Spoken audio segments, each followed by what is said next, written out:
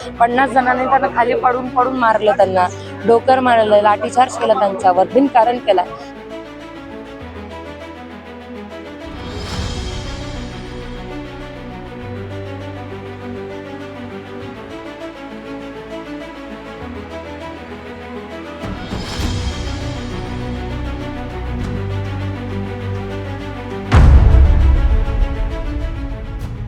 अमानुष मारहाण झालेली आहे आणि पोलिसांना केवळ आत जाण्यासाठी विनंती केली त्यावेळेस ही मारहाण झाल्याचं कळते. काय नेमकी माहिती तुमच्याकडे आहे? आज मतमोजणी आहे, इथं मतदान करायचं नाहीये, कळत कसं नाही या लोकांना.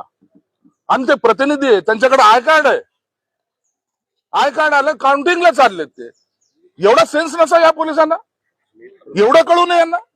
ते मारहाण पाहिली तुम्ही, आता जनावरांसारखं मारलं त्यांना. कसली मस्ती यांना. सीपी म्हणतो माझा डीसीपी इथं आहे, डीसीपी म्हणतो एसीपी इथं आहे, एक अधिकारी इथं दिसत नाही. यांना तातडीने यांच्यावर कारवाई झाली पाहिजे. आता मी मुख्यमंत्र्याला तर बोलणारच आहे मी आता, परंतु ह्या पद्धतीने जर मारत असतील ना, ही पोलिसांची झालेली मस्ती आहे, ही मस्ती कुठेतरी उतरली पाहिजे.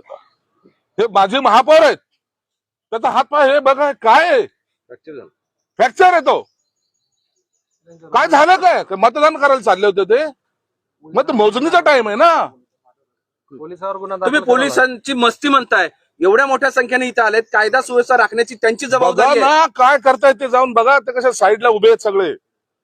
अहो मतमोजणीच्या वेळेला सगळीकडून बॅरिकेड लावलेले आहे, बरोबर आहे. सामान्य माणसाला प्रवेश नाहीये. मग असं असताना जे प्रतिनिधी आहेत ज्यांच्याकडे आय कार्ड आहे त्यांनी आतमध्ये यायला आणि त्यांना जायला तुम्हाला मज्जाव कसा करू शकता तुम्ही? ही कोणती मस्ती आहे तुमची? हा जर मतदान चालू असतं तर समजू शकतो आपण. हा बळाचा जो वापर आहे ना, हा मस्तवालपणा आहे. तुम्ही म्हटल्यासारखं आता एसीपी डीसीपी कडे बोट दाखवतायत, डीसीपी एसीपी कडे बोट दाखवतायत. या तिघांबरोबर आमच्यापैकी एका सुमितला सुद्धा जबरदस्त मारहाण केली आणि कॅमेरा बंद कर म्हणून सांगितलं. कॅमेरा सुद्धा बंद. तो देशमुख नावाचे कोणीतरी अधिकारी याला सांगितलं की तू बंद कर म्हणून. आता ही जी मस्ती आहे, आता तुम्ही चॅनलवाले आहात, तुम्हाला सुद्धा जर त्याला मारहाण केली, त्याला चॅनलवाल्याला मारहाण, कॅमेरा बंद कर, आम्हाला मारू दे, याचा अर्थ काय? हा सागर देशमुख नावाचा जो कोणी प्राणी आहे ना, याची मस्ती ही उतरली पाहिजे.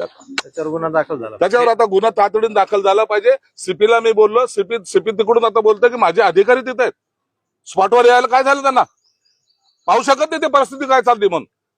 कायदा सुव्यवस्थेच्या गोष्टी पोलीस करतायत. माजी महापौर आहेत, त्यांना अशी अमानुष मारहाण आहे. सर्वसामान्य लोकांना अशा पद्धतीनं पत्रकारांवर हल्ला केला जातोय. पालकमंत्री तुम्ही आहात, थेट कारवाई करणं अपेक्षित आहे असं वाटत नाही का? मी थेट कारवाई करायला तर सांगणारच आहे, आणि ऐकलं नाही ना मी तर काय करेल मी सांगतो तुम्हाला. हा राग संताप उगाच येत नाही.